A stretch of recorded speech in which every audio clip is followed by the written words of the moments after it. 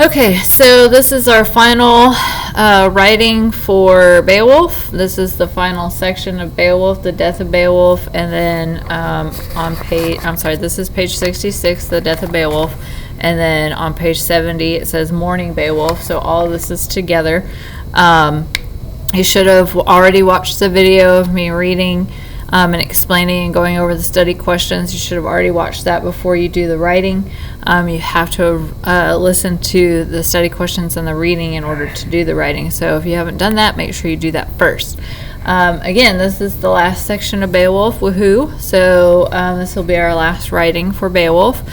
We will continue doing these writings throughout the year with everything that we read, but it is the last one for Beowulf. So make sure you have your colored pens. Make sure you have your color writing handout. Sorry, I zoomed in instead of zooming out. Make sure you have the one that says Beowulf Summary number 6.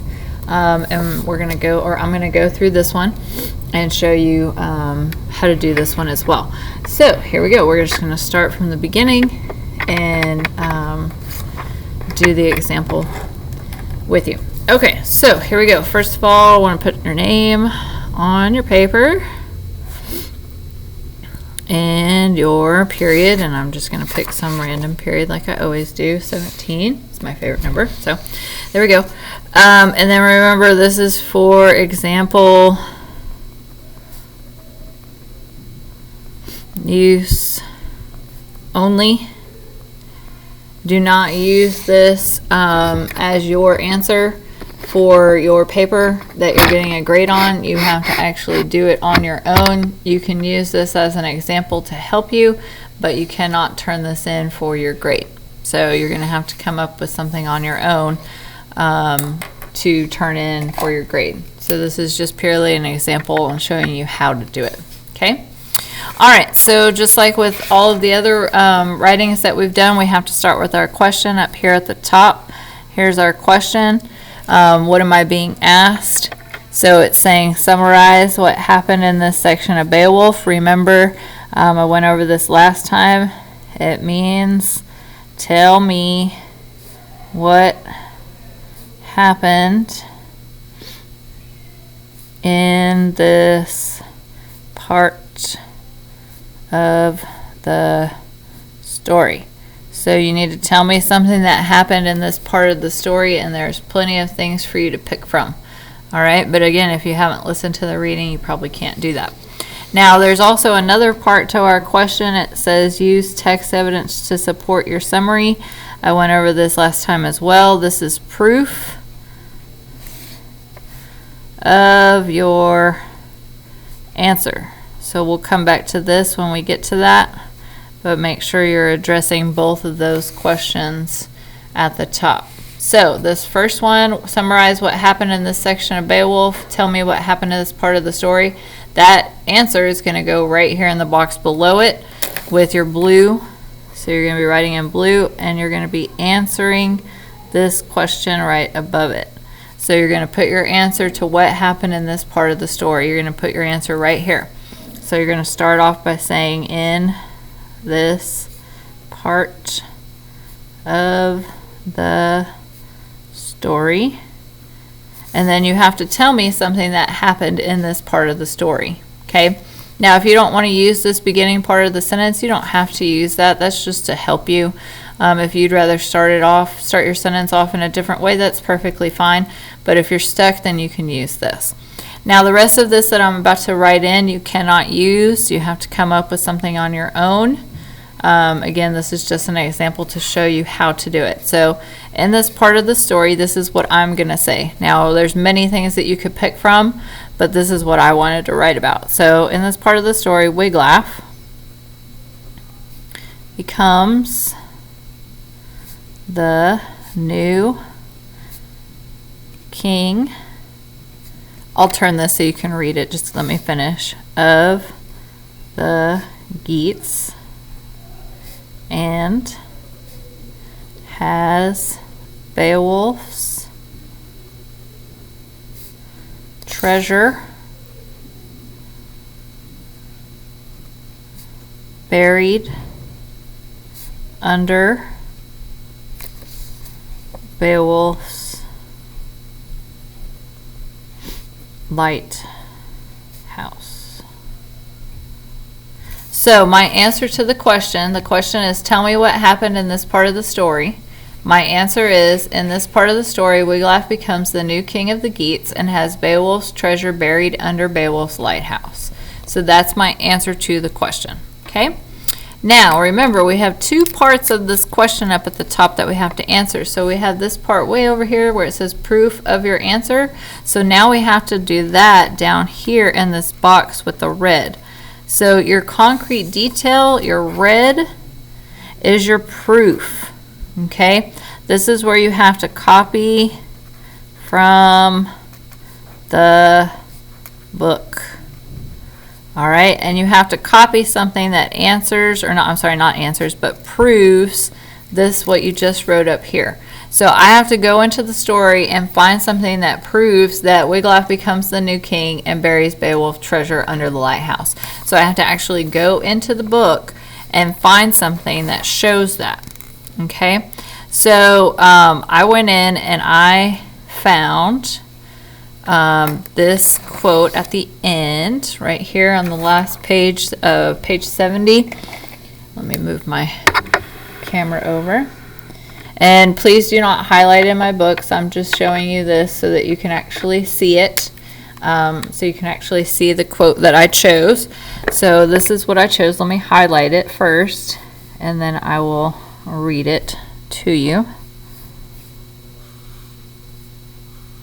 Okay, so this is the quote that I chose for my proof. I said, all the treasures they had taken were left there too, silver and jewels buried in the sandy ground back in the earth. So that's the quote that I've decided to use to prove my answer. So I want to prove this answer right here. Let me zoom back out.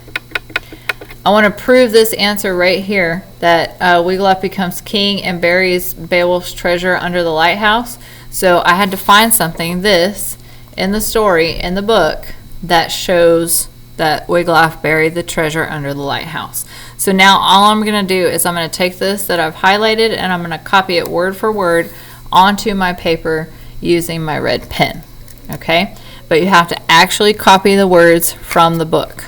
You can't just write something on your own. You actually have to take the words from the book. Now remember, you have to start with quotation marks and then you copy the words exactly as they're seen in the book. So I'm going to go ahead and do that, and then I'll turn my paper so you can see it a little bit better. So all I'm doing right now is I'm copying this from the book, copying this onto my paper. That's all I'm doing. The treasures they'd taken were left there too, silver and jewels buried in the sandy ground back in the earth. Now, I'm done with my quote. As you can see right here, I'm done with my quote. Let me zoom in for just a second. That's where I decided to stop my quote. But look, there's words after it until the period. So because I'm not using all of those words, since I've cut some of the words out, I've deleted some of those words, I have to put these 3 little dots to signify that that's not the whole quote. And then I put my quotation marks to end it, and then I put my period. Okay, so it looks a little weird, but if you delete words, that's what you have to put in there. Okay, so it looks like this when I'm done here. There's my completed proof, my completed concrete detail. So remember, this is supporting this. This is proving this answer up here. Okay, so that's it for the concrete detail. Now we have to move on to our green. Our green is our commentary. This is where we explain the quote. So we have to explain this up here. Now remember, you don't have to draw these arrows. I'm doing this so that I can show you how to do it, so I can teach you how to do it, but you don't have to do all that. So you're going to explain the quote. Why is this quote? Why is this quote important. Okay, that's what you're answering in this box. Okay, now one sentence explaining this quote. So I'm going to say Wiglaf buries the treasure with Beowulf, comma, because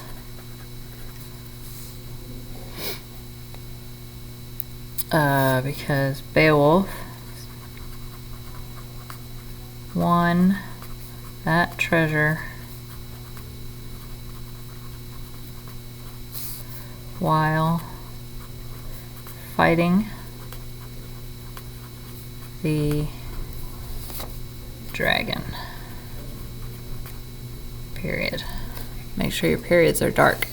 Okay, so there's my explanation. Why is this quote important? Wiglaf buries the treasure with Beowulf because Beowulf won that treasure while fighting the dragon.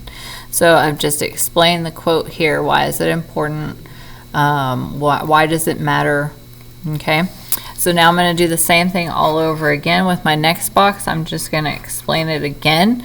So I'm going to explain the quote again in my own words another time. And remember, one sentence here, one sentence here. So I'm just going to explain it again.